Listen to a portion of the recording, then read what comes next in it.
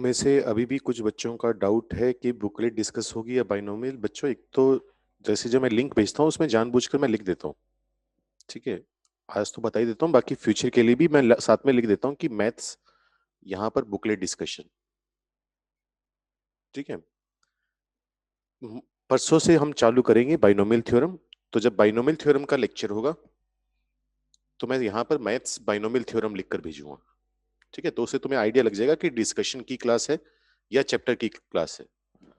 तो अभी तुम्हें पता होगा कि अमन सर मोस्ट प्रोबेबली 2 हफ्ते पर है छुट्टी पर, 2 हफ्ते के लिए। तो अब मेरी क्लासेस ही आनी है अगली जो 10-12 क्लासेस हैं। तो आज बाइनोम इसका डिस्कशन कर रहे हैं। कोशिश हमारी ये है कि आज और कल में हमारा सर्कल का जो बुकलेट है वो पूरी डिस्कस हो चुके हैं। उसके बाद थर्सडे से हम बाइनोमियल स्टार्ट करेंगे, थर्सडे फ्राइडे सैटरडे। तो अब कुछ ऐसा नहीं है कि अमन सर और मैं दोनों ले रहे हैं, तो अब मेरी चॉइस पर डिपेंड करेगा। जैसा मुझे ठीक लगेगा कि जैसे वीक में शुरू में 2 क्लास डिस्कशन की लगा ली या एंड में 2 लगा ली। लेकिन जब भी तुम्हारे पास लिंक आएगा 4-5 घंटे पहले आ जाता है, तो तुम्हें पता चल जाएगा कि बुकलेट डिस्कशन लिखा हुआ है तो बुकलेट की है, बाइनोमियल थ्योरम लिखा हुआ है तो उसकी है।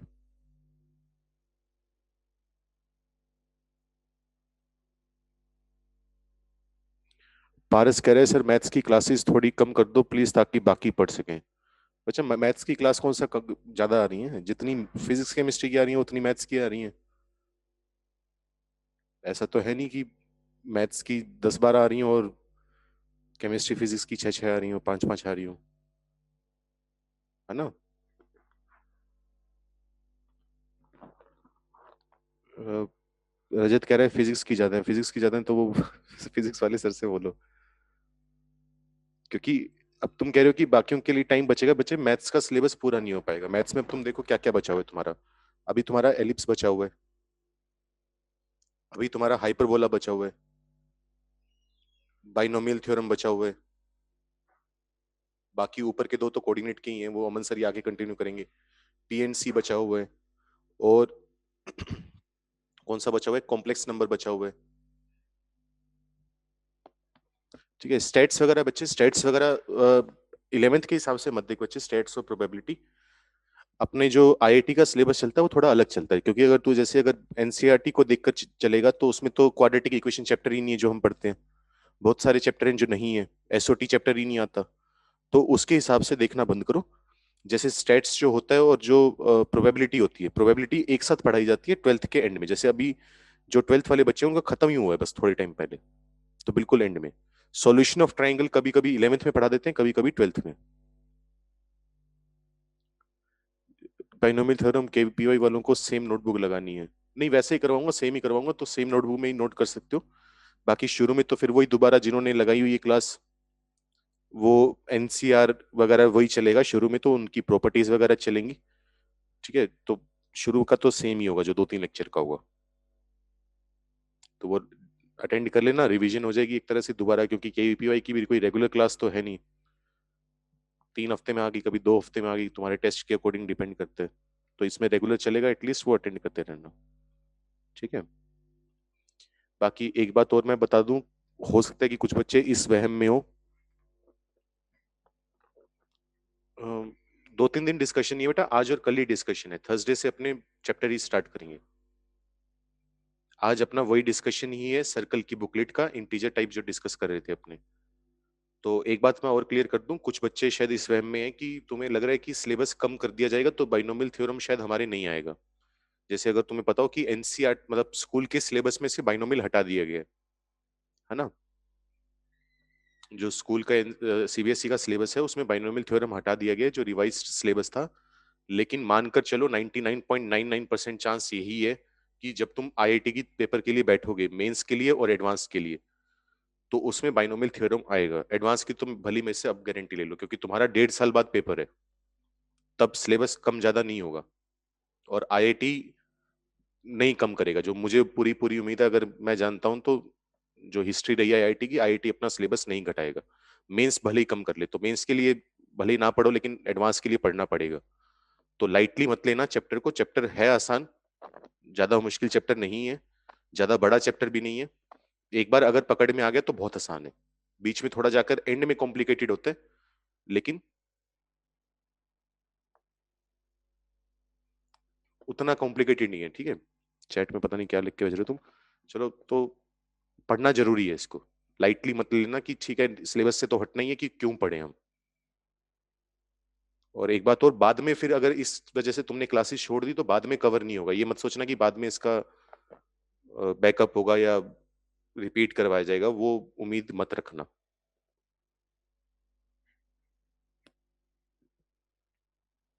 हाँ पारस, लेकिन इतना आसान भी नहीं है बेटा। चैप्टर यूं तो मुश्किल है, आईआईटी का कोई भी चैप्टर ऐसा नहीं है कि जो हलवा हो, है ना। हलवा समझते हो ना, हलवा मतलब जैसे जो बूढ़े लोग होते हैं उनके दांत नहीं होते जैसे, तो बेचारे वो भी खा सकते हैं। तो जैसे कहते हैं चने दबवा देना, चने चबवाना, वो चने चबाने जैसे मुश्किल होते हैं, तो हलवा जैसे आसान होता है, तो उतना आसान भी नहीं है। यूं तो कॉम्प्लिकेटेड है, धीरे धीरे जाके कॉम्प्लिकेटेड होगा। पीएनसी से बहुत आसान है। समरीत बेटा, प्रोबेबिलिटी बहुत छोटा चैप्टर है, वो एनसीईआरटी के हिसाब से छोटा चैप्टर है। एनसीईआरटी के हिसाब से तो देखोगे, अगर एनसीईआरटी का सिलेबस तुम्हें करवाने लग गए तो शायद 20-25 दिन में पूरा सिलेबस खत्म हो जाएगा तुम्हारे 11th का। वो भी शायद मैंने ज्यादा बोल दिया। राघव कह रहे रिपीट कर दो बोर्ड वाला। बेटे रिपीट कुछ नहीं, ऐसा कुछ बोला ही नहीं है। बस मैंने ये बोला है कि आज और कल तुम्हारा बुकलेट डिस्कशन होगा, बाकी एंड में जाते जाते मैं दोबारा बोल दूंगा, ठीक है। मत चिंता करो, कुछ खास बात बोली नहीं है।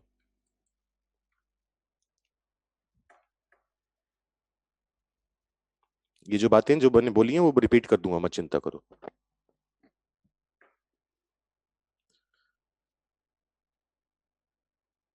तो चलो स्टार्ट करते हैं। लास्ट टाइम हम सर्कल का इंटीजर टाइप डिस्कस कर रहे थे। आज बुकलेट की क्लास है डिस्कशन की।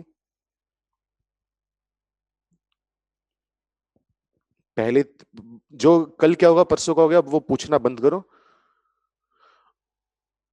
बाकी जो एंड में होगा मैं बता दूंगा कि कल किसकी क्लास होगी, परसों किसकी क्लास होगी, क्योंकि मैं बार बार अपने आप को रिपीट करता रहूंगा। अभी भी बच्चे जुड़ते ही जा रहे हैं, जो अभी 2-4 लेट आ रहे हैं, तो उनके लिए फिर रिपीट करना पड़ेगा। एंड में मैं दोबारा बोल दूंगा, ठीक है, मत चिंता करो।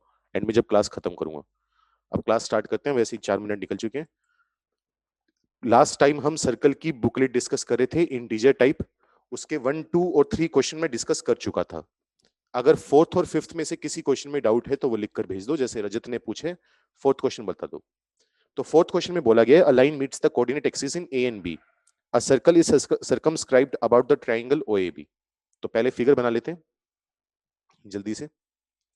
ऐसे हमारे पास एक ये है, ठीक है। एक लाइन आई, इस लाइन ने कोऑर्डिनेट एक्सिस को ए और बी पर कट कर दिया। अब ये कह रहे हैं कि ओ ए बी का जो सर्कम सर्कल है, सर्कम सर्कल का मतलब क्या होता है। जैसे मैं फिगर बना देता हूँ, नाम लिख देता हूँ, ये ओ पॉइंट होगा, यहां पर ए पॉइंट होगा, और यहां पर कौन सा पॉइंट होगा, ये वाला B point.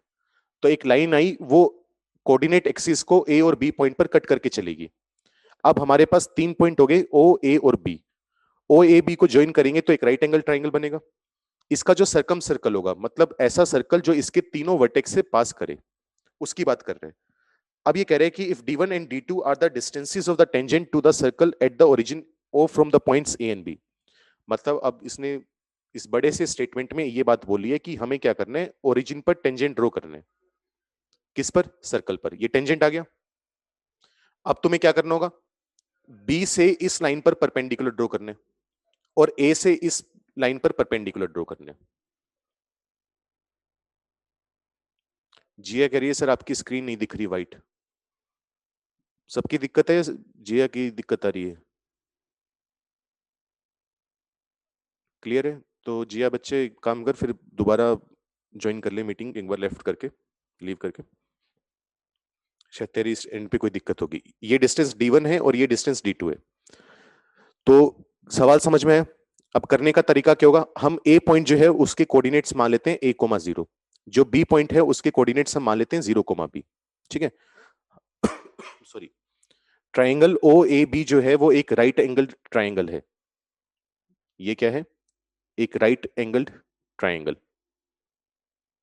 Right angle triangle में हम जानते हैं सर्कम सेंटर क्या होता है, याद है। सर्कम सेंटर हाइपोटेनियस का मिड पॉइंट होता है, अगर याद हो तो। ठीक है। तो या फिर एक तरह से सिंपल ये कह सकते हो कि ए बी जो होगा वो सर्कल के लिए डायमीटर होगा, सिंपल ये कह दो। या तो ये बात कहना सही होगा, क्योंकि ए बी सर्कल के लिए एक कोड है, वो जो ओरिजिन पर कितना एंगल सबटेंड करिए, 90 डिग्री। तो अगर एक कोड सर्कल पर 90 डिग्री सबटेंड करिए तो डायमीटर आ गया। तो यहां से मैं सर्कल की इक्वेशन बता सकता हूं, कितनी आ जाएगी, diameter form x minus a, x minus zero plus y minus zero, y minus b equal to zero. तो सर्कल की इक्वेशन आ चुकी है x square plus Y square minus a x minus b Y equal to zero. इतना बताओ समझ में आया? अब ये कह रहा है कि ओरिजिन पर टेंजेंट ड्रॉ करो। तो टेंजेंट एट 0,0 हम लिख सकते हैं। कैसे लिखेंगे? इक्वेशन हमें लिखनी आती है t इक्वल टू जीरो। तो क्या होगा? x x1 आएगा, मतलब x इंटू जीरो, प्लस में आएगा y इंटू वाई वन यानी zero, minus a by two into x plus zero minus b by two y plus zero equal to हो गया जीरो। बाकी सब कुछ तो खत्म ही हो गया। यहां से सोच के देखो, -2 से मल्टीप्लाई करोगे तो A X plus B Y equal to zero. ये ओरिजिन पर टेंजेंट आ गया। अब D1 का मतलब क्या है? D1 का मतलब है a कोमा जीरो से इस लाइन पर जो डिस्टेंस बनाया गया, जो परपेंडिकुलर गिराया गया। तो डिस्टेंस निकालने का तरीका, a कोमा जीरो पुट करो, क्या बनेगा? ए square upon under root A square plus B square. सही बात है। D2 का मतलब 0,b का इससे डिस्टेंस, 0,b पुट करो, क्या मिलेगा? B square upon under root A square plus B square. समझ में आ रहा है?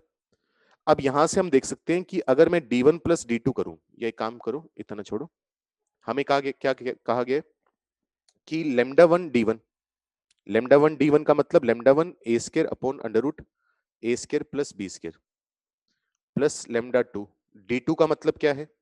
B square upon under root A square plus B square. ये हमें दिया हुआ है किसके बराबर? Diameter of circle. अब सर्कल का डायमीटर कौन है? ए बी है, हमने लिखा ही हुआ है। उसकी लेंथ कैसे निकाल सकते हैं? Under root A square plus B square. सोच के देखो, अगर मैं इसको under root A square plus B square से मल्टीप्लाई डिवाइड कर दूं तो ये बनेगा या नहीं बनेगा? Under root A square plus B square से ऊपर नीचे मल्टीप्लाई कर दिया। तो यहां पर देखो, ए स्क्र का कोफिशिएंट कितना है? वन। यहां पर ए स्क्र का कोफिशिएंट कितना है? Lambda one. तो मैं कह सकता हूं कि लेमडा वन की वैल्यू वन आएगी। ऐसी बी स्क्र का coefficient lambda two, b square का कोफिशिएंट वन, तो लेमडा टू की वैल्यू कितनी आएगी? वन। लेमडा वन आ गया, लेमडा टू आ गया। हमसे वैल्यू किसकी पूछी है? Lambda one plus lambda to. दोनों को ऐड करोगे कितना आ गया? टू। ये हमारा आंसर है। बस उम्मीद करता हूं समझ में आया होगा। कोई दिक्कत है तो चैट में लिख के भेज दो। हर्षित का है 5th क्वेश्चन। इसके बाद रवि कह रहे सर ये लेमडा वाला बताना प्लीज। कुछ नहीं बच्चे, ये लाइन टेंजेंट निकाल ली, D1 निकाल लिया। D1 का मतलब a कोमा जीरो से डिस्टेंस, पॉइंट का लाइन से डिस्टेंस निकालना आता है। पहले पॉइंट पुट करो, डिवाइड में आ जाता है x के कोफिशिएंट का स्क्वायर प्लस y के कोफिशिएंट का स्क्वायर। ऐसी 0,b का डिस्टेंस D2 है, वो निकाल लिया। अब ये चीज इसने बोली हुई है, क्वेश्चन में बोला हुआ है कि सर्कल का जो डायमीटर है ना, वो मैंने अपनी मन से नहीं लिखा। इसने बोला हुआ है कि diameter lambda one D1 plus lambda two D2 है। तो लेमडा वन इंटू D1 कर दिया, लेमडा टू इंटू D2 कर दिया, इक्वल टू डायमीटर। डायमीटर कौन है? AB, उसकी लेंथ आ गई। अब under root A square plus B square से ऊपर नीचे मल्टीप्लाई कर दिया, ये आ जाएगा। ए स्क्र का कोफिशिएंट लेमडा वन, यहाँ पर ए स्क्र के साथ कितना है? वन, तो लेमडा वन की वैल्यू वन। बी स्क्र के साथ लेमडा टू है, यहाँ पर बी स्क्र के साथ वन है, लेमडा टू वन आ गया। दोनों का सम पूछे तो वो टू आ गया। ये वाली चीज उसने दी हुई है, मैंने अपने मन से नहीं लिखी। ठीक है।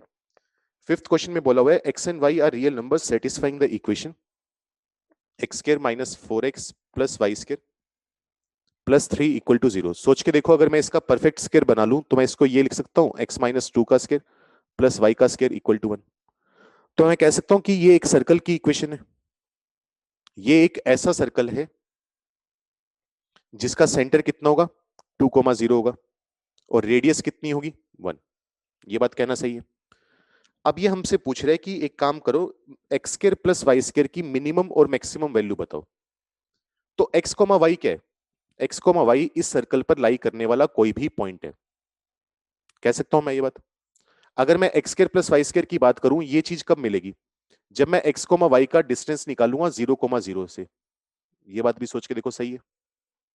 एक्स कोमा वाई इस सर्कल पर लाई करने वाला पॉइंट है, क्योंकि वो इस इक्वेशन को सेटिस्फाई कर रहे हैं। अगर मैं एक्स कोमा वाई का 0,0 से डिस्टेंस निकालूं तो वो डिस्टेंस आएगा under root x square plus y square. Squaring कर देंगे तो ये मिल जाएगा, जिसकी हमें मिनिमम और मैक्सिमम वैल्यू निकालनी है।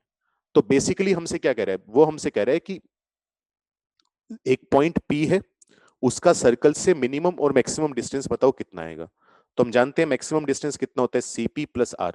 CP का मतलब सर्कल का सेंटर और पॉइंट दोनों के बीच का डिस्टेंस। तो 0,02 के बीच में डिस्टेंस कितना है, 2 है, प्लस आर। आर कितना होगा, रेडियस यानी 1।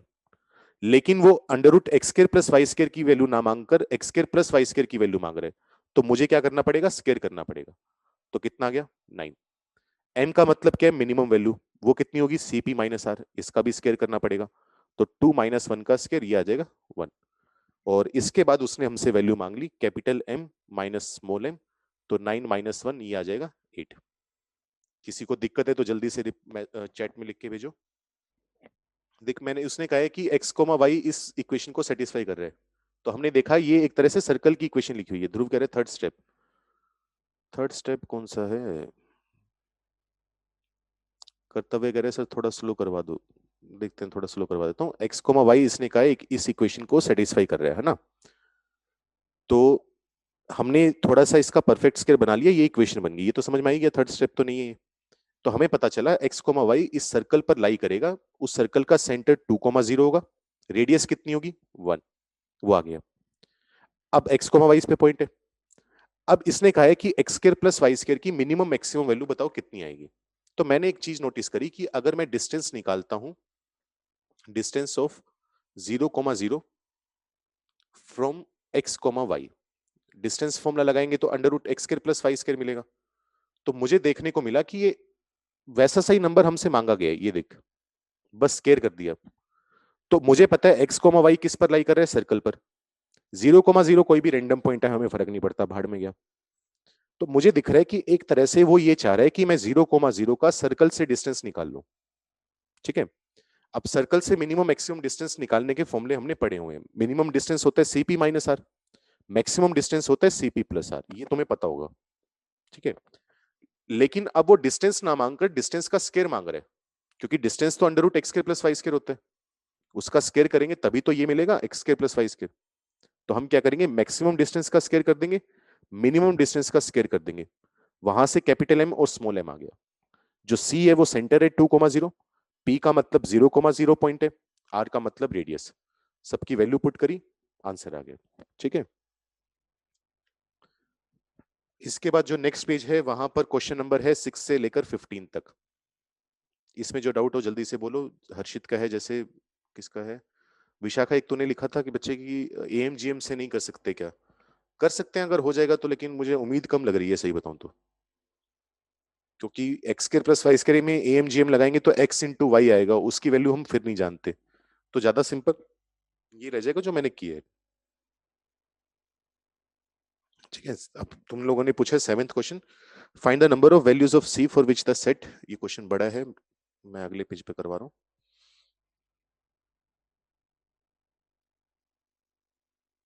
7th क्वेश्चन में बोला हुआ है find the number of values of c for which the set. अब देखो, एक तो हमें क्या बोला हुआ है, x square plus y square plus 2x minus 1 less than equal to 0, मैं 1 को इधर ले आया।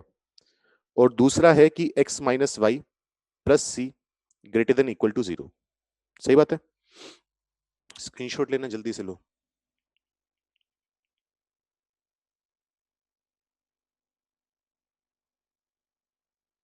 ये तो ये कह रहे हैं कि इससे मुझे क्या पता चलेगा, पहले तो इससे पता करते हैं। ये एक देखो सर्कल है, अगर मैं लिख दूं तुम्हारे पास कि x square plus Y square plus 2x minus 1 equal to 0, अगर मैं ये लिख दूं तो तुम्हें दिख रहा है कि ये एक सर्कल है जिसका सेंटर -1,0 है। रेडियस तुम इसकी बता सकते हो √2 है। एक मिनट को मुझे चैट पढ़ने दो सर, ऐसे नहीं कर सकते। एक बार एक्स में क्वाड्रेटिक बना दी, उसका discriminant greater than equal to 0, उसके आगे प्रोसीड। किसकी बात कर रहे हैं बच्चे, पिछले सवाल की, जो 5वां सवाल करवाए। कर सकता है अगर उससे आंसर आ रहा है, लेकिन अगर आया भी जाएगा तो थोड़ा बड़ा होगा। अगर आंसर आ रहा है तो बिल्कुल कर सकता है, कंसेप्ट में कोई दिक्कत नहीं है। लेकिन मुझे लग नहीं रहा कि सोल्व होगा उसके बाद। आ जाए तो बहुत बढ़िया, आ गया था फिर तो सही है, फिर कोई दिक्कत नहीं है। तो ये, अब तुम जानते हो कि अब ये एक सर्कल हुआ। अब इस पे ध्यान देते हैं दोबारा 7th पर। रेडियस इसकी हुई √2। अब लेस देन इक्वल टू 0 का मतलब क्या है, कि सर्कल का अंदर वाला पार्ट मिलेगा, ये बात हम जानते हैं। ध्यान से समझना, थोड़ा सा लेंदी क्वेश्चन है, ध्यान से समझोगे समझ में आ जाएगा।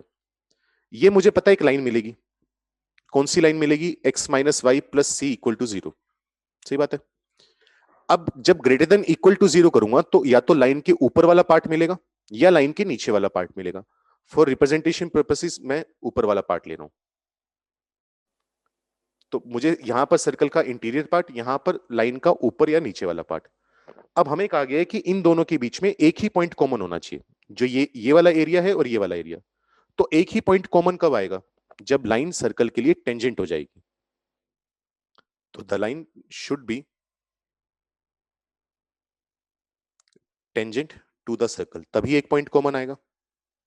अब अगर एक लाइन सर्कल के लिए टेंजेंट है तो उसके सेंटर से परपेंडिकुलर डिस्टेंस आर के बराबर होना चाहिए, यही कंडीशन हम जानते हैं। -1, 0 पुट करो तो -1 प्लस सी अपॉन अंडर रूट एक्स के कोफिशिएंट का स्क्वायर प्लस वाई के कोफिशिएंट का स्क्वायर, मोड इक्वल टू √2। तो यहां से c-1 का जो मोड है वो आ जाएगा √2 इंटू √2 2। सी के लिए सोल्व करोगे, सी की दो वैल्यू आएंगी, एक 3 आएगी, कैलकुलेशन चेक कर लेना एक बार, और एक वैल्यू आएगी हमारे पास, कौन सी आएगी, -1 आएगी। ठीक है, एक तो वैल्यू आएगी 3 और दूसरी वैल्यू आएगी अपने पास -1। अब आगे काम करना चालू करते हैं, सॉरी। लेकिन ऐसा नहीं है कि दोनों वैल्यू काम की होंगी, हमें अब चेक करना पड़ेगा। मान लो सी की वैल्यू 3 आ गई, अब फिगर बनानी चालू करते हैं। फिगर हम बनाएंगे एग्जैक्ट, जितनी एग्जैक्ट हम बना सकें, जितनी हमारी बस की है। तो पहले तो सर्कल आएगा जिसका सेंटर -1, 0 और रेडियस √2। तो ये सर्कल कुछ देखने में ऐसा होगा, ठीक है। यहां पर कहीं सेंटर होगा -1, 0, रेडियस आ जाएगी √2, इस तरीके से होगा। अब सी को 3 पुट करें तो लाइन क्या बनेगी? लाइन बनेगी x-y+3 = 0। लाइन बना लेते हैं। लाइन कैसी होगी? x = -3 आएगा और y = 3 आएगा, तो ये लाइन कुछ कुछ ऐसी होगी। अब मुझे ये तो पता है कि यहां से तो मुझे सर्कल का इंटीरियर पार्ट चाहिए था।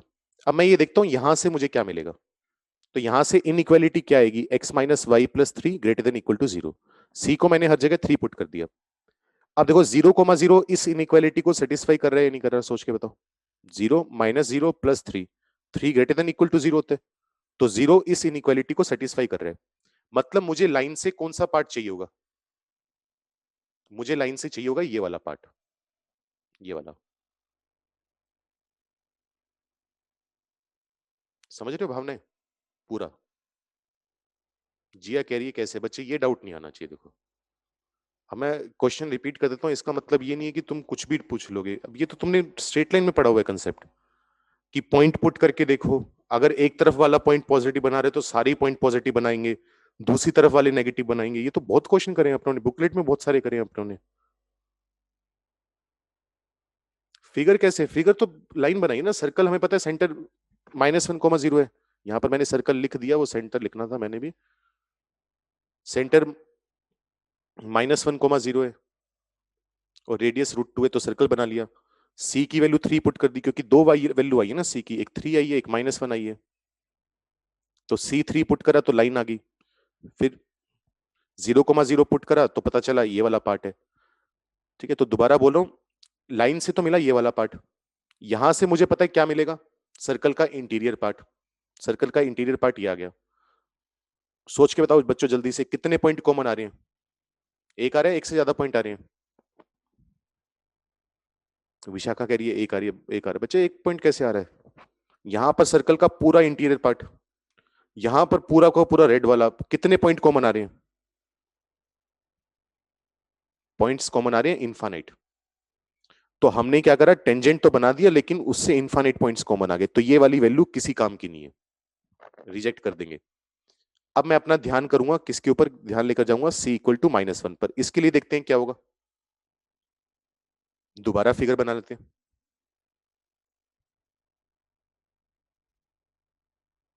अब मैं जब C को -1 पुट करूंगा, सर्कल तो बिल्कुल वैसा ही बनेगा जैसा पहले बना था।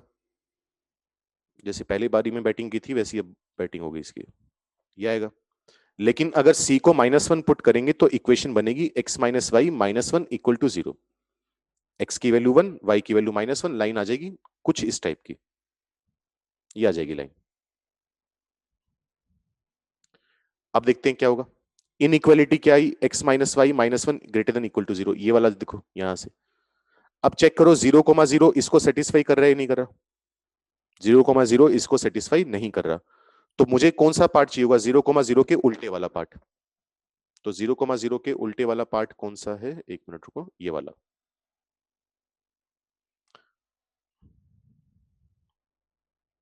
ये वाला सारा,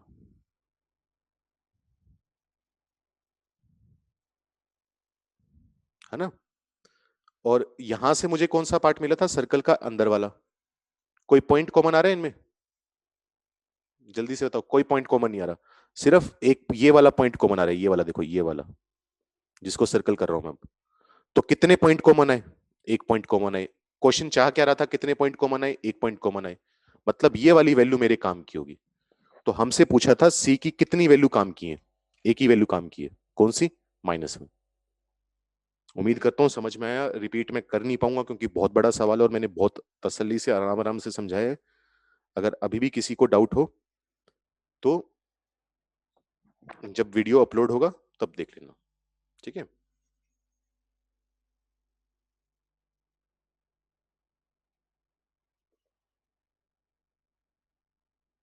अमन सर ने बहुत बार समझ आया है, एक तो सेंटेंस ही पता नहीं क्या लिख रखा तूने, लेकिन भाई हर्षित, लेकिन शायद तू ये कहना चाह रहा है कि अमन सर ने बहुत बार करवा दिए सवाल, ये हो चुके हैं क्या क्लास में सवाल ये।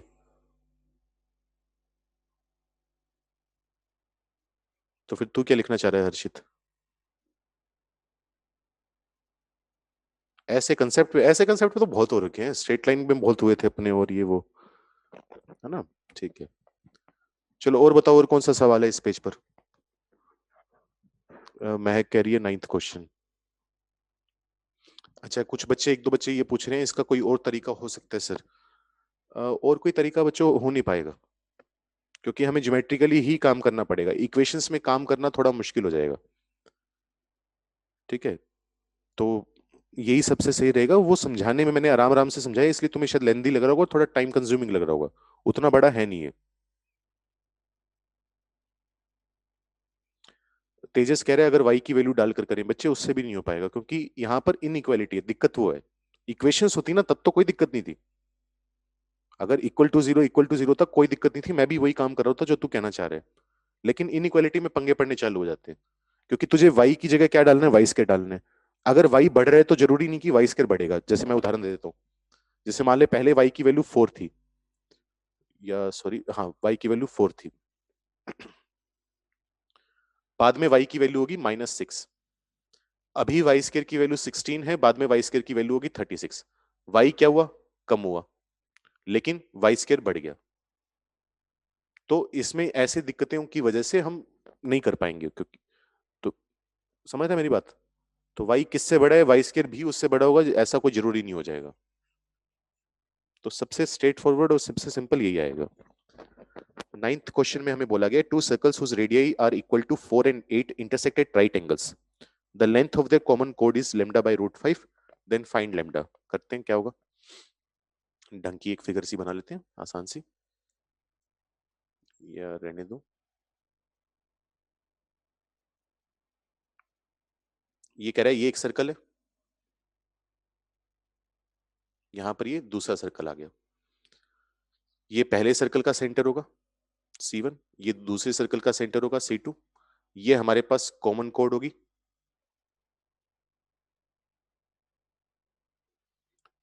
एक सर्कल की रेडियस 4 है, दूसरे सर्कल की रेडियस कितनी है, 8।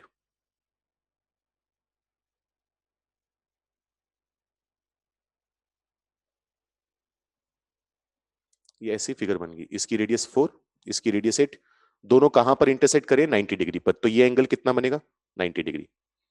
अच्छा, ये पॉइंट कितना होगा, M, मिड पॉइंट होता है कोड का, हमें जान पता है ये बात, ये बी पॉइंट। तो ये एक राइट एंगल ट्राइंगल बना, देखो कौन सा, AC1C2। इस राइट एंगल ट्राइंगल को मैं बाहर बना लूंगा ताकि थोड़ी फिगर सिंपल सी हो जाए।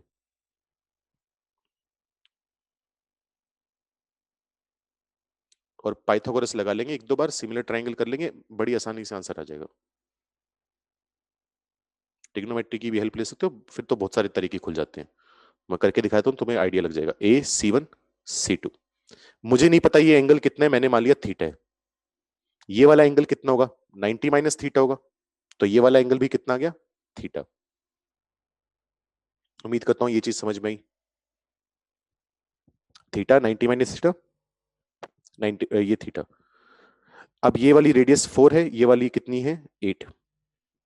अब क्या करेंगे, हमें क्या दिया हुआ है ये, सबसे पहले तो एक काम करो, जो एम है, एम की वैल्यू हम बता सकते हैं कितनी आएगी, वो आएगी 4 साइन थीटा। प्रोजेक्शन ले लिया, इस वाले छोटे ट्रायंगल से देखेंगे तो कितनी आ जाएगी, 8 कोस थीटा। सोच के देखो, यहां से 10 थीटा की वैल्यू मेरे पास कितनी आ गई, 2 आ गई।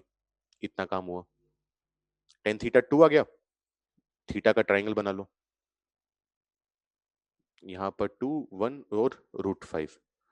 तो एम की लेंथ अभी हमने कितनी बोली थी, तो 2 मिनट पहले, 4 sine theta equal to 4 into sine theta, यहां से कितना है, 2/√5। कितनी आ गई, 8/√5। लेकिन ये सिर्फ एम की लेंथ है ये, अगर ए बी की लेंथ निकालनी हो तो एम का डबल करना होगा, तो 2 इंटू एम। तो 2 इंटू 8/√5 करेंगे तो ये आ जाएगा 16/√5। इसी चीज को उसने बोला है लेमडा अपॉन √5। कंपेयर करोगे तो लेमडा की वैल्यू कितनी आ गई, 16।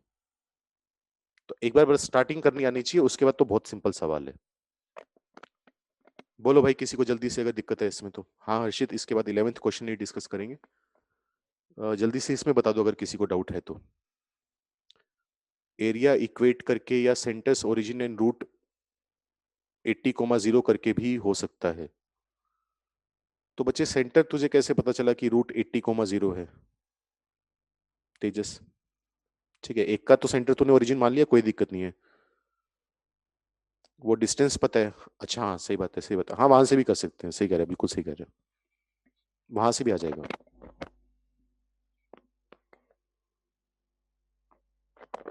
अभिषेक कह रहे हैं sir 2R1 R2 upon √R1 square plus R2 square वाला फॉर्मूला अप्लाई कर सकते हैं, बिल्कुल कर सकते हैं, वो भी हो जाएगा। पर नॉर्मली यही होता है ना फॉर्मूले, अब तो तुम्हें याद है क्योंकि चैप्टर अभी अभी खत्म हुए हैं, तो फॉर्मूले भी उतने याद करो जितने तुम्हें लग रहा है कि 2 साल तक याद रह जाएंगे, क्योंकि टारगेट तुम्हारा अब आजकल का नहीं है ना। अगर वो तुम्हें फॉर्मूले लग रहा है कि अभी आज नहीं याद रहने वाले या अगले महीने नहीं याद रहने वाले, ऐसा तो सारे ही फॉर्मूले भूलते हैं अपने, लेकिन बहुत ज्यादा फॉर्मूले इकट्ठे कर लोगे तो तरीके पता होने चाहिए मेन अपने को। क्योंकि कहीं पर तुमने R1 की जगह R2 डाल दिया, थोड़ा इधर का उधर करा, वो वहीं खत्म हो गया। और याद कर सकते हो तो उससे अच्छी तो कभी बात होती नहीं, क्योंकि सोल्व करने में टाइम तो वेस्ट होगा ही होगा, पक्की बात है, लेकिन तरीका पता तो गलत नहीं होगा, बस ये पॉजिटिव चीज रहती है। फॉर्मूला अप्लाई कर सकते हो बिल्कुल। अब हर्षित ने पूछा था 11th क्वेश्चन। 11th में बोला है, two circles intersect in two distinct points P and Q, then find the number of, तो सर्कल लिख लेते हैं, x के plus Y square plus 2ax plus cy plus a equal to 0। ये पहला सर्कल है। और दूसरा सर्कल है x square plus Y square minus 2ax, sorry 3ax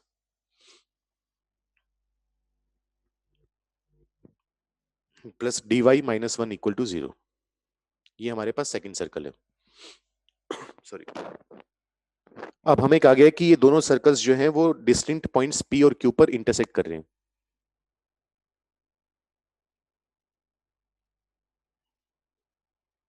ऐसा कुछ है, यहां पर P पॉइंट है, यहां पर हमारे पास Q पॉइंट है। इसके बाद कहाँ गया सवाल, then find the number of values of a for which the line passes through P and Q। ये कह रहा है कि P और Q से पास करने वाली लाइन क्या होनी चाहिए। PQ की एक तरह से इक्वेशन दे दी हमें, 5x plus by-a equal to 0। लेकिन हम क्या कहेंगे, इसको देने की वैसे जरूरत नहीं थी, जरूरत तो थी वैसे सवाल के लिए, लेकिन हम भी निकाल सकते हैं, क्योंकि PQ क्या है, कॉमन कोड है। कॉमन कोड की इक्वेशन क्या होती है, S1 minus S2 equal to 0। तो हम खुद भी निकाल लेंगे। तो क्या करेंगे, इस सर्कल में से ये वाला सर्कल माइनस कर देंगे, कितना आ जाएगा, 5ax प्लस में कितना आएगा, c minus d into y, और प्लस में आएगा a+1 इक्वल टू 0। अब ये भी PQ की इक्वेशन है, नीचे वाला डब्बा, ऊपर वाला डब्बा भी क्या है, PQ की इक्वेशन। तो दोनों एक ही लाइन की इक्वेशन है, तो सेम इक्वेशन है। क्या कर देंगे, कोफिशिएंट्स कंपेयर, x का कोफिशिएंट 5 है, ऊपर से है 5, यहाँ पर y का coefficient c minus D upon में b, यहाँ पर a+1 अपॉन माइनस ए। तो ये तो बीच में कबाब में हड्डी वाला काम है इसका, इसको हम इन्वॉल्व ही नहीं करेंगे, क्या मतलब है इससे, हमसे वैल्यू किसकी मांग रहे हैं, ए की। तो इन दोनों को कंपेयर कर देंगे, 5 से 5 कटा, minus A square equal to A plus one. तो यहां से आ गया A square plus A plus one equal to 0। ठीक है, अब हमसे पूछ रहे हैं ए की कितनी वैल्यू पॉसिबल है ऐसी। इस क्वाड्रेटिक का अगर तुम डिस्क्रिमिनेंट निकालोगे तो वो चेक करोगे नेगेटिव आएगा। डिस्क्रिमिनेंट नेगेटिव मतलब ए की कोई भी वैल्यू नहीं हो सकती, क्योंकि इसका एक भी रूट नहीं होगा। नो पॉसिबल वैल्यू ऑफ ए। तो कितनी आ गई, 0, और वो आंसर है अपना। ठीक है, और बताओ जल्दी से कौन सा रह गया इसमें। विशाखा और प्रणव गुप्ता दोनों कह रहे हैं 12th क्वेश्चन, 12th कहां पर है, ये रहा। A circle C is tangent to the x-axis and y-axis in the first quadrant at the points P and Q respectively. BC and AD are parallel tangents to the circle with slope -1। एक minute रुको, फिर बना लेते हैं। तेजस कह रहे हैं a की value in the form of c d से काम नहीं बन सकता। क्यों करेंगे भाई, सी डी से तो मतलब ही नहीं अपने को, अपने को तो ए से मतलब है। तो जब हमें दिख रहा है कि हम ए में इक्वेशन बना सकते हैं, तो बाकी पंगा उठाएंगे क्यों अपने। वो तो फालतू में सवाल को कॉम्प्लिकेटेड बनाने वाला तरीका हो गया ना। मेथड 2-3 हमें पता होनी चाहिए जिसके हो सकते हैं। पहली बात तो हर सवाल के 2 मेथड होते हो जरूरी नहीं है, कोई कोई सवाल तो ऐसा होता है एक से हो जाए वही बहुत है। और अगर मेथड दूसरा निकल कर आ रहा है तो ऐसा नहीं कि कॉम्प्लिकेटेड बनाने के लिए और वो कर दो, इतना भी लगाव नहीं अपना दो दो मेथड से। ठीक है, तो इसने बोला है कि सर्कल है, एक्स एक्सिस वाई एक्सिस पर टच कर रहे हैं। अब इसके दो टेंजेंट हैं बीसी और एडी, जिनमें दोनों का स्लोप -1 है। टेंजेंट बना लेते हैं, एक मिनट रुको।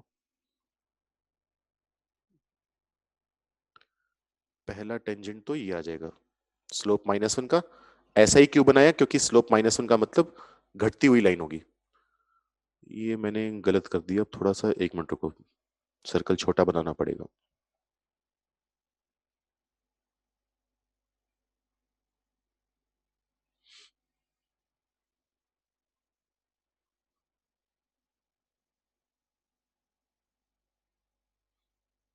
बन तो उतना ही रहा है ये, चलो कोई बात नहीं, भावनाएं तो समझ ही जाओगे। बना देता हूँ, चलो ये आ गया। पैरेलल तो नहीं लग रहे ना टेंजेंट।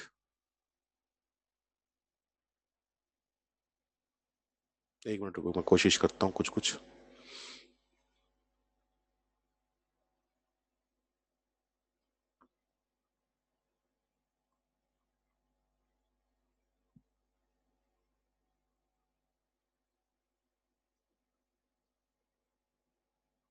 हाथ से बच्चे इस पे बनते नहीं, हाथ से बनते होते तो मैं तो शौक ही नहीं है मुझे, हर्षित कह रहा है।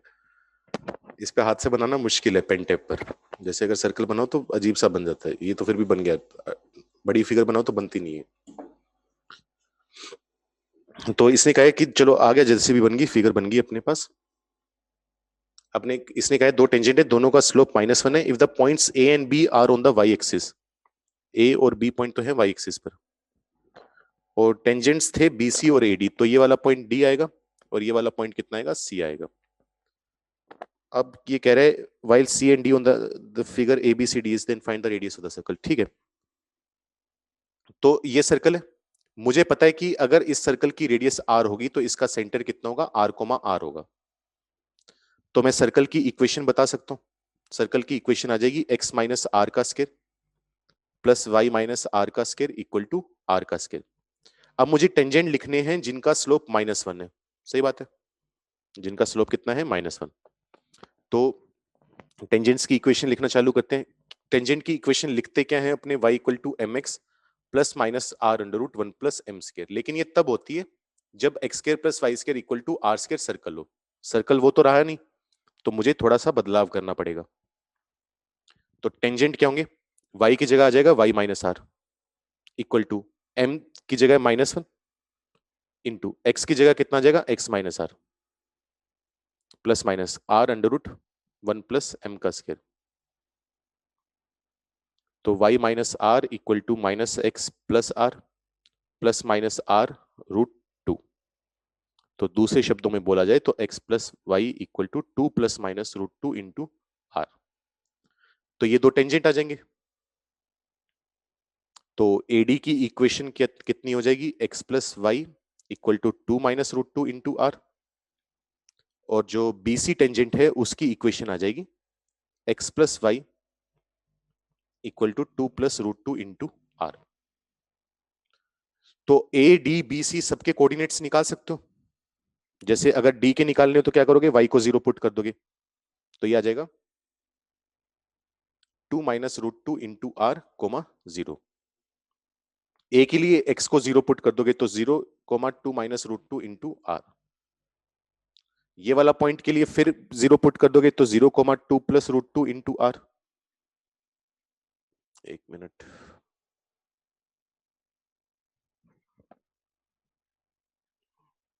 और इसके लिए आ जाएगा 2 + √2 इंटू आर कोमा 0। तो अगर तुम्हें क्वाड्रिलेटरल का एरिया निकालना हो तो तुम क्या करोगे, एरिया ऑफ ट्राइंगल ओबीसी कर दोगे, उसमें से माइनस कर दोगे area of triangle AOD. OBC का एरिया ओबी इंटू ओसी कितना आ जाएगा, 2 + √2 इंटू आर का होल स्क्वायर, और इंटू में 1/2 तो आएगा ही आएगा, minus area of triangle AOD करोगे तो 1/2 ओए इंटू ओडी, मतलब 2 - √2 इंटू आर का होल स्क्वायर। ये हमें एरिया दिया हुआ है, कितना भी दिया हुआ है, कितना 900√2। सोल्व करोगे तो किसकी वैल्यू आ जाएगी, एक ही वेरिएबल है आर, रेडियस की वैल्यू आ जाएगी। रेडियस आ गया तो काम हो गया बस।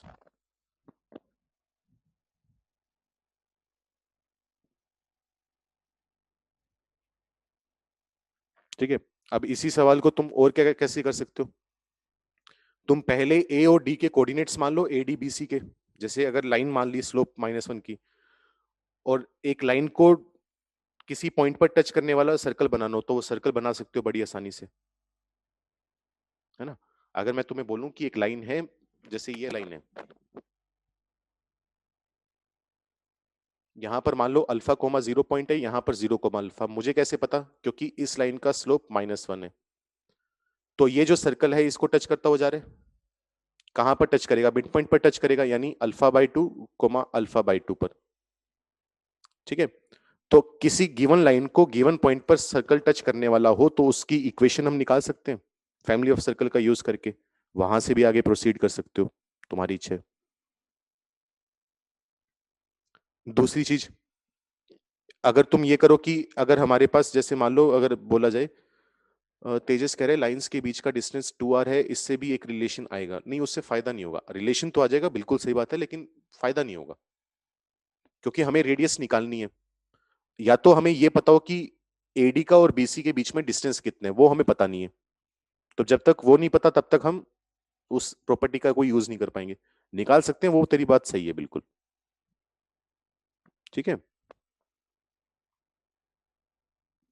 और इसके अलावा तो तुम क्या कर सकते हो, बाकी ट्रेपेजियम भी है ये, उसका भी यूज कर सकते हो, कि ट्रेपेजियम का एरिया हम जानते हैं half into sum of parallel sides into height. पर मेरे हिसाब से वो सारे कॉम्प्लिकेटेड जाएंगे, सबसे आसान छोटा तरीका यही है। ध्रुव कह रहा है मेरे वाला तरीका सही है क्या, पढ़ने दे भाई, तूने क्या लिखा है, तूने क्या लिखा है। सर ए, इनका मिड पॉइंट a/2 a/2 ऐसा BCB की फॉर्म जो a/2 b/2 उसके डायमेट्रिकली अपोजिट पॉइंट्स एंड एक इक्वेशन टेंजेंट में। हाँ बिल्कुल बेटा, वही मैंने बोला, देख 0 अल्फा, मैंने बस 0 अल्फा अल्फा 0 बोला है, तूने a 0 0 a बोला है, वही मिड पॉइंट पर टच करेगा अल्फा/2 अल्फा/2 पर, वहां से भी आ जाएगा, बिल्कुल सही है। तो जो मैं बोलता हूँ ना कि तरीका सही है, वो तरीका सही है, तरीके में कोई गड़बड़ नहीं है, आना चाहिए। अब जाकर आगे कहीं कैलकुलेशन में गड़बड़ हो जाए कि सोल्व ही नहीं हो रहा, लाइंस इक्वेशन अजीब सी बन गई, वो अलग बात है, उस पर मैं अभी कमेंट नहीं कर सकता। यहां से तो दिख ही रहे साफ साफ की रेडियस आने वाली है।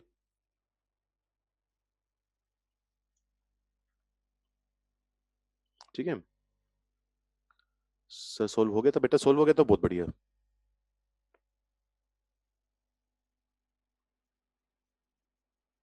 ठीक है चलो आगे बढ़ते हैं, अब कर्तव्य का है 6th क्वेश्चन, क्योंकि वो मैं कमेंट अभी नहीं कर सकता ना कि आगे जाकर इक्वेशंस कैसी बनेंगी, जैसे इसकी तो बना ही ली अपनों ने मेहनत करके, तो पता है आसान बन रही है, इससे मुश्किल बनती तो फिर अपने दूसरे वाला तरीका अपनाते।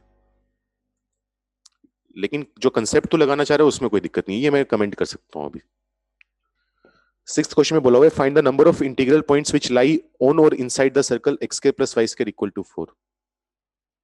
ठीक है, ये तो सिंपल है।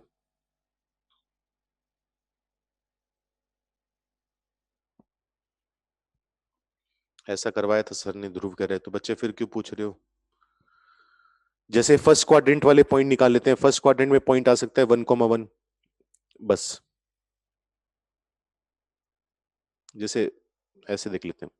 मान ले मैं x को 0 पुट कर दूं तो y की क्या क्या वैल्यू आ सकती है? 0 आ सकती है। 0 का स्केयर करेंगे सम 4 को पार नहीं करेगा, क्योंकि सर्कल के अंदर वाला पार्ट चाहिए, तो x square plus Y square less than equal to 4 आना चाहिए।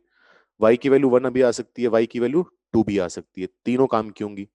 अगर मैं x को 1 पुट करूं तो y की क्या क्या वैल्यू आ सकती है काम की? 0 आ सकती है, 1 आ सकती है। अगर मैं x की वैल्यू 2 पुट कर दूं तो y की वैल्यू सिर्फ 0 आएगी। ऐसी अगर मैं x की वैल्यू -1 पुट करूं तो y की क्या क्या वैल्यू आ सकती है? 0 और 1। ऐसी x की वैल्यू -2 पुट करें तो y की वैल्यू आ सकती है 0। ये सारी वैल्यूज आ गई। अब जैसे जैसे y पॉजिटिव आया वैसे वैसे y नेगेटिव भी आता रहेगा, तो वो सारे पॉइंट्स आ जाएंगे।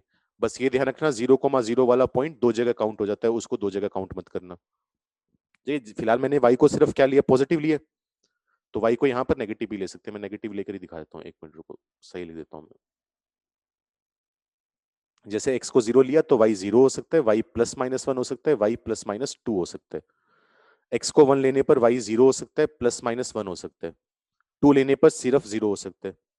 -1 लेने पर 0 भी हो सकता है, +-1 भी।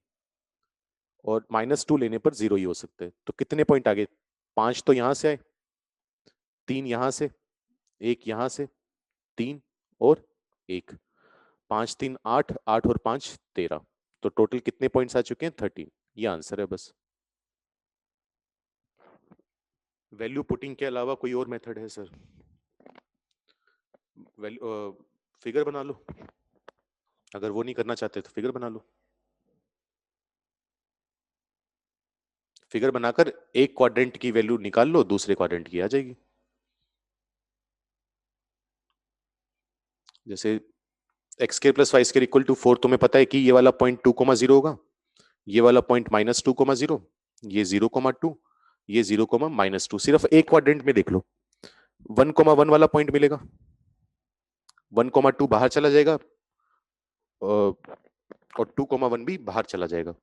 तो एक पॉइंट यहां पर आएगा, एक यहां पर, 2 3 4, पांचवा कौन हुआ? ओरिजिन। फिर यहां पर 1,0 आ सकता है, 2,0, तो छठा, सातवां, 8 9 10 11 12 13, ऐसे गिन लो। एक एक क्वाड्रेंट में एक एक आ गया, 4 पॉइंट वो, एक ओरिजिन। हर एक्सिस पर 2 पॉइंट आएंगे, जैसे 0,1 0,2, -1,0 -2,0, 0,-1 0,-2, 1,0 2,0, टोटल 13 पॉइंट। वो कर लो।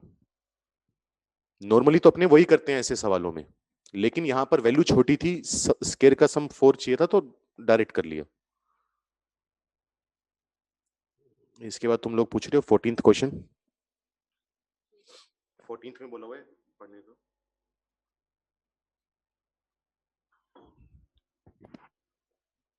A rhombus ABCD has sides of length 10.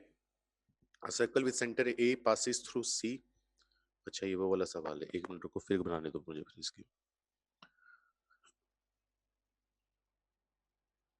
ये सर्कल है, ये कह रहा है एक रोम्बस की बात कर रहा है, ABCD की। तो ये फिगर कुछ कुछ ऐसी बनेगी, मैं फिगर बना देता हूँ, फिर समझ में आ जाएगा तुम्हें। इस बड़े वाले सर्कल का सेंटर तो है A, यहां पर कहीं B होगा, और इसके बाद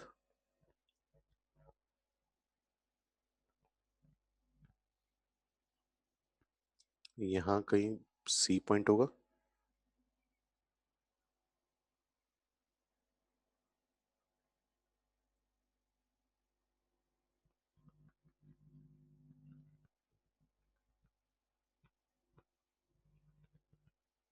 यहाँ D आ जाएगा। अब एक सर्कल होगा जिसका सेंटर होगा B, और सर्कल पास करेगा D से, मतलब, और इस सर्कल को टच करता हो जाएगा, जो बड़े वाला सर्कल हमने बनाया है। ये दिक्कत है अब इसमें। या चलो मैं टेढ़ी मेढ़ी सी फिगर बना रहा हूँ, हाथ से ही इमेजिन कर लेना, ऐसा सा सर्कल आएगा एक। हालांकि ये कोई तरीका नहीं हुआ टच करवाने का, लेकिन ऐसा सा सर्कल होगा। इमेजिन कर पा रही हो?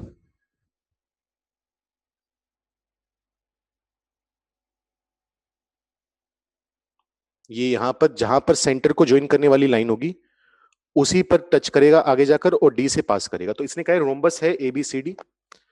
ए को सेंटर मानकर एक बड़े वाला सर्कल ड्रॉ किया गया, ये बड़े वाला, सबसे बड़े वाला जो प्रॉपर बना हुआ है, ये पास कर रहे हैं सी से। ऐसे ही बी को सेंटर मानकर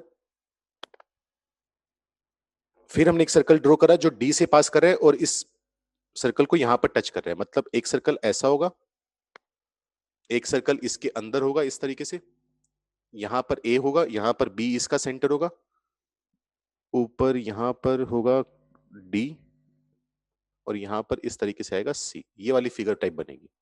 ठीक है, या तो इसको इमेजिन कर लो, लेकिन मैं काम इसी में कर रहा हूं। तो बड़े वाले सर्कल की रेडियस जो है वो कैपिटल आर मान लेते हैं, छोटे वाले सर्कल की रेडियस स्मॉल आर। रोम्बस की साइड लेंथ हमें दी हुई है 10, भले ही रोम्बस ना लग रहा हो, रोम्बस है, ये 10 आएगा। सोच के देखो, अगर मैं एपी की बात करूं, एपी का मतलब सेंटर से बड़े वाले सर्कल का डिस्टेंस, पॉइंट का डिस्टेंस, कैपिटल आर। बीपी का मतलब सेंटर से, छोटे वाले सर्कल के सेंटर से पॉइंट का डिस्टेंस, स्मॉल आर।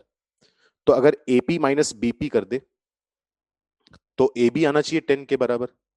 तो capital r minus small r, इसकी वैल्यू तो आ गई 10।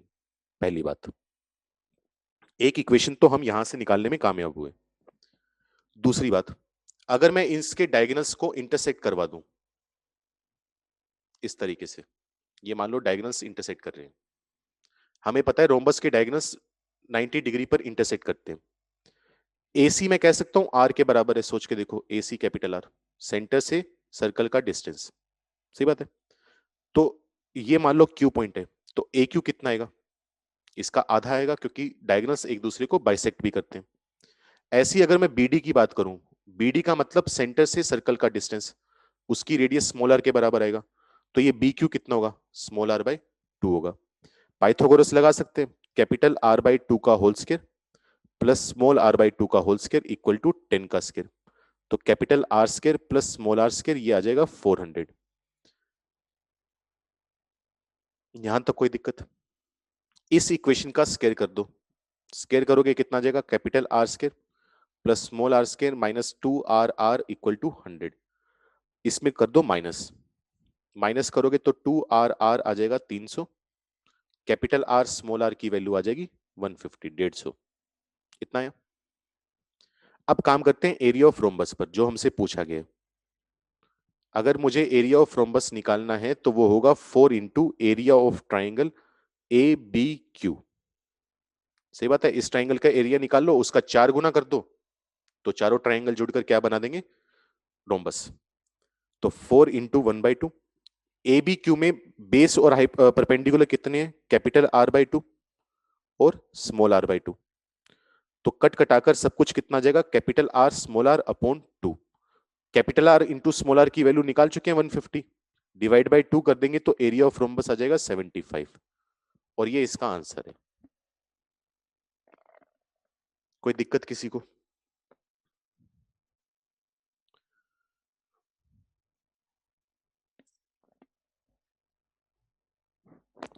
ठीक है, अभी मैं क्लास खत्म नहीं कर रहा हूं, लेकिन पहले आगे के लिए सुन लो। अभी बच्चे जितने जुड़ने हैं जुड़ चुके हैं। 400 गिवन है सर इसका आंसर। इफ द मेरी कैलकुलेशन देख लो भाई, कहीं कैलकुलेशन में गड़बड़ ना हो, एक मिनट रुको।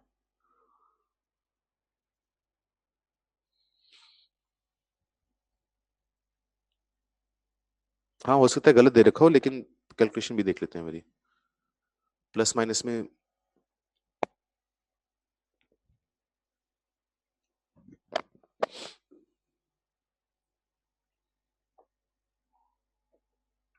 नहीं बेटा, 75 ही आएगा,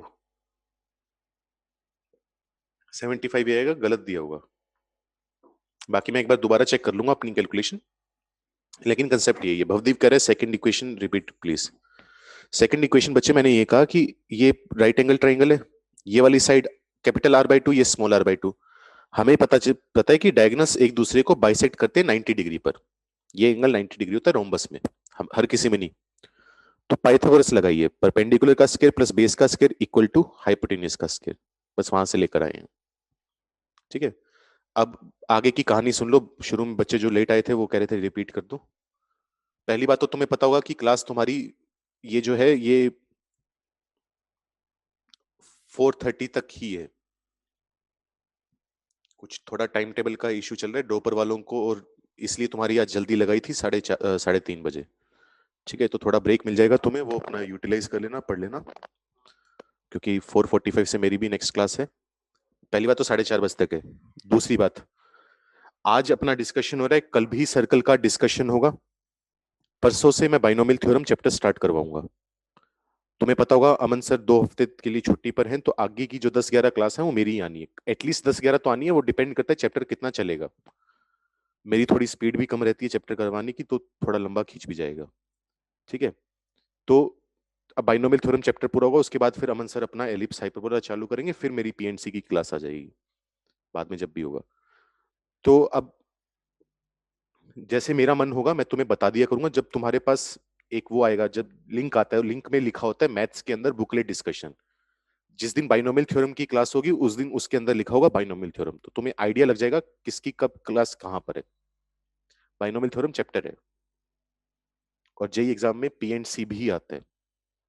ठीक है। तो तुम्हें भी थोड़ा ब्रेक मिल जाएगा पीएन कोऑर्डिनेट से। कुछ बच्चे कह रहे हैं, क्योंकि कोऑर्डिनेट मुझे भी पता है 5 चैप्टर लगातार चलते हैं तो बच्चे नॉर्मली बोर हो जाते हैं उससे। ठीक है, तो फिलहाल नहीं, इसी पे पढ़ाऊंगा, इस पे कंफर्टेबल हो गए मेरे हिसाब से, समझ में आता होगा इस पे। ठीक है, और इससे फायदा ये हो जाएगा कि तुम्हें नोट करने की जरूरत नहीं पड़ेगी।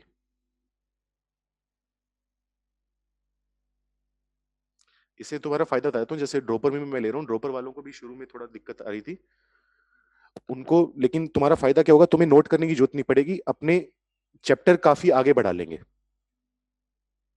होगा क्या, तुम स्क्रीनशॉट लेते रहना, जैसे अब ये है, अब इसमें मेरा कोई हाथ नहीं आ रहा, शक्ल नहीं आ रही, स्क्रीनशॉट लिया, बाद में अपनी वो कर लेना, नोट्स नोट कर लेना। तो जैसे मैं लिखूंगा समझ में आ गया, अगला पेज, समझ में आ गया, अगला पेज। तो लिखने के लिए मुझे टाइम देने की जरूरत नहीं पड़ेगी, ना तुम्हें लेक्चर का वेट करना पड़ेगा कि अपलोड हो जाए। बाकी 1-2 लेक्चर लगा के देख लेंगे, अगर फिर भी दिक्कत आएगी। कबीर कंप्यूटर पे स्क्रीनशॉट कैसे लेंगे ये कह रहे वो बेटा तरीका होता है, वो पता नहीं, पहले भी किसी बच्चे ने बताया था, पता नहीं कौन सा दबाना पड़ता है, पेंट वगैरह में जाके तो होता ही है, इसमें भी हो जाता है। नेट पे सर्च कर लेना, या मैं बता दूंगा सर्च करके। प्रिंट स्क्रीन कर लेना। कोई कह रहे Windows plus Alt plus print screen,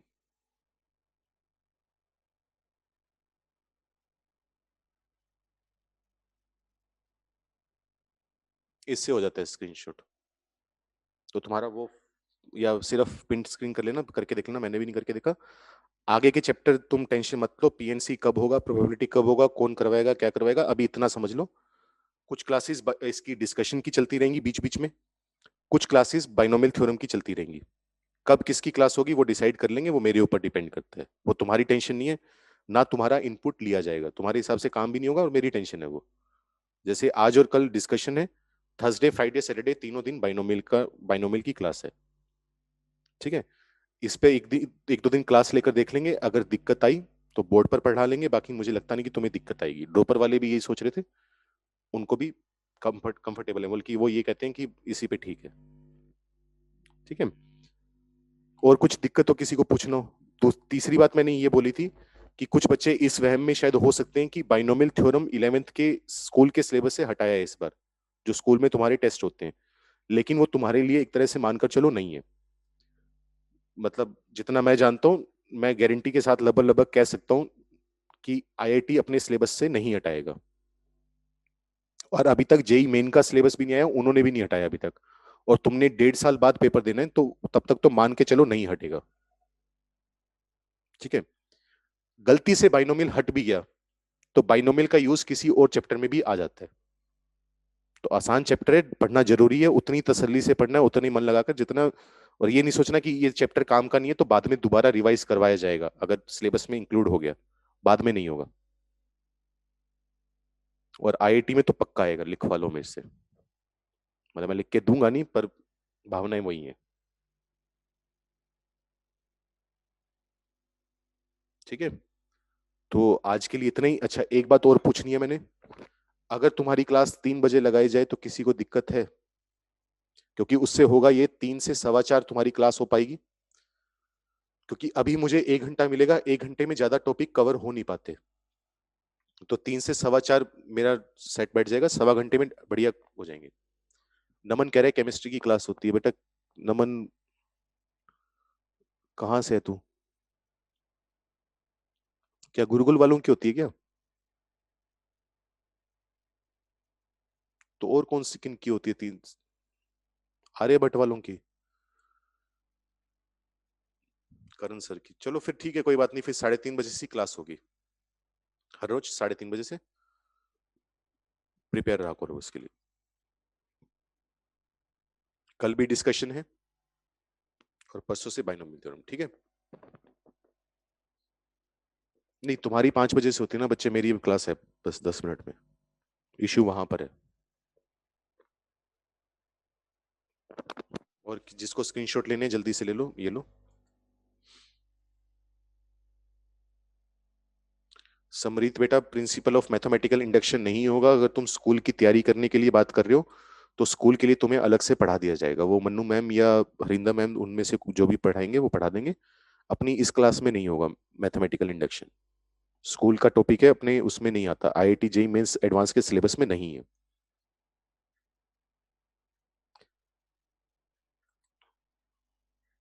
Ravi कह रहा है सर, अमन सर छुट्टी पर क्यों है? बेटा उनकी शादी है। पारस कह रहा है वो हट गया है सर चैप्टर। कौन सा हट गया बेटा चैप्टर? बाइनोमियल की बात करें, इंडक्शन की बात करें? इंडक्शन की बात करें तो इंडक्शन कभी था ही नहीं सिलेबस में। इंडक्शन कभी सिलेबस में था ही नहीं, क्योंकि उसमें प्रूफ वाले सवाल आते हैं, और ऑब्जेक्टिव पेपर में प्रूफ आ ही नहीं सकता। हाँ, या फिर मैं कोशिश करूंगा तुम्हारी क्लास सुबह लेने की। वो हम कल बात कर लेंगे, अगर सुबह कंफर्टेबल होगे तो सुबह ले सकते होंगे।